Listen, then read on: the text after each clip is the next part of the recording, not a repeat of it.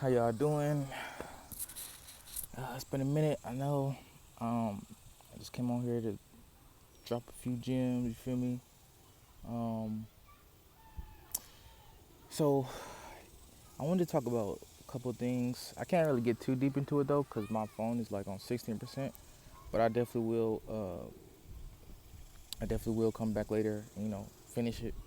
But I wanted to get into the 9 plasmoid toruses that encompass our whole body and allow us to be able to recursively, non-destructively implode. Check out Dan Winter, and also wanted to talk about if you're indigenous or a colonizer, or NPC stuff of that nature, or starseed and stuff like that. Starseed being the indigenous, and NPC being the uh, invader, conquistador, um, colonizer, stuff like that. So, with the whole 9 tornado fields, um, you can have it so you've been infiltrated basically. So, like, you have a space, a pain that you constantly feel either on your back or some other place. Um, and you'll be like, where's this pain coming from? It's like, oh, a sciatic pinch, sciatic nerve pinch.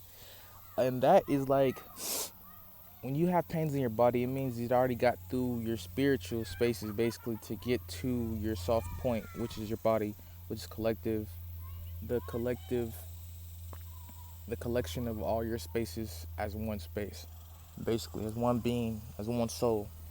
And so those 9 spaces have to be integral. They have to not be freaking, they can't be compromised in any way, shape, or form, or some part of your life is going to be lacking in a sense.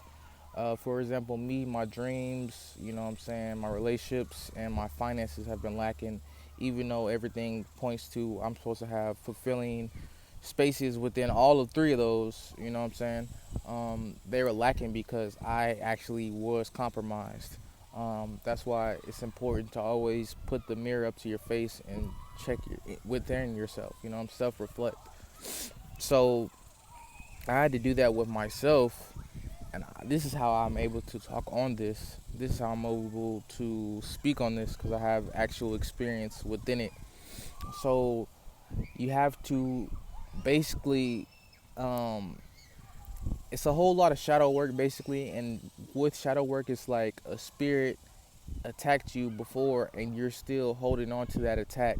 You're still holding on to that wound. You're still holding on to that program and code that was placed within you when they attacked you.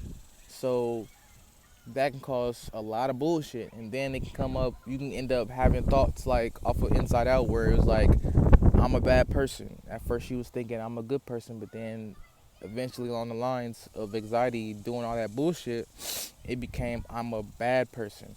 And funny thing is, it was all just really in her head. You know what I'm saying? Anxiety was thinking, oh shit, what the fuck am I gonna do? I gotta make sure everything is straight. I gotta make sure she's always in tip top shape and always, you know what I'm saying, moving cautiously in a way that's like good for her. And it didn't really work. You know what I'm saying? She had to let joy come back in and take the wheel. She had to allow her old belief system to come back in and get rid of that anxious uh, way of being, which is never going to flow, and it's always going to be chaotic. It's always going to be erratic. It's always going to be, you know, fucking all the words they got. You know what I'm saying? Um, and so yeah, like, you have to do that shadow work. You have to make sure like your space is integral. You know what I'm saying? It's all gonna be coming into your imagination. Like, you're all gonna come up with a way to go about anything you need to do in life, and it's gonna be through the imaginal spaces. And my way was through the spiritual spaces because I believe that everything comes from the visible to the visible. So I went to the invisible first to, you know what I'm saying, make my visible the way I want to visualize. You know what I'm saying? And that's doesn't that's not an overnight thing. But there will get to a time where you do so much work and it compounds and impounds so much that it actually becomes, you know what I'm saying, it becomes a twinkling of an eye. It happens overnight type thing, but it wasn't really overnight. It's just everything is accreted so much that it's finally overflowing to the point where it can go to the next level. And so, basically, this video was just me talking about um, the overflow and how you have to get to the point of overflow. Um, and if you're not able to, then I mean, you can get to a point of overflow and it be like anxious overflow. It'd be embarrassment overflow. It'd be something else that you don't want to overflow. But at the end of the day, we all want joy to overflow. So let's, you know what I'm saying, set up our nine plasmoid toroids, our nine plasmoid toruses in a way that actually, you know what I'm saying, uh, pulls up joy to overflow rather than anxiety, fear, disgust, and anything else of that nature.